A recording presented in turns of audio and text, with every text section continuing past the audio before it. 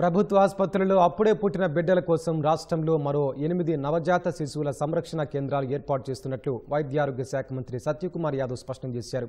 వీటి ద్వారా అదనంగా 80 పడకలు అందుబాటులోకి రానున్నాయన్నారు. ఒక్కో ఎస్ఎన్సియు ఏర్పాటుకు 60 లక్షల రూపాయలు అవుతుందని, 8 కేంద్రాలకు 4.80 కోట్లు ఖర్చవుతుందని పేర్కొన్నారు.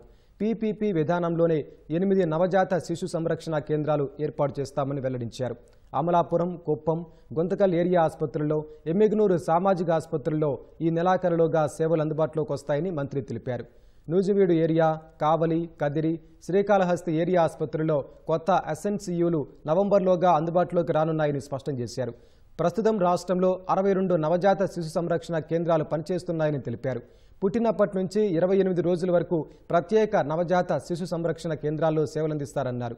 తక్కువ బరువుతో పుట్టిన శిశువులు, పచ్చకామలు వచ్చిన శిశువులు, హైపోథెర్మియా, శ్వాసకోశ సంబంధిత సమస్యలు ఉన్న శిశువులకు ఈ కేంద్రాల్లో చికిత్స అందిస్తారని మంత్రి వెల్లడించారు.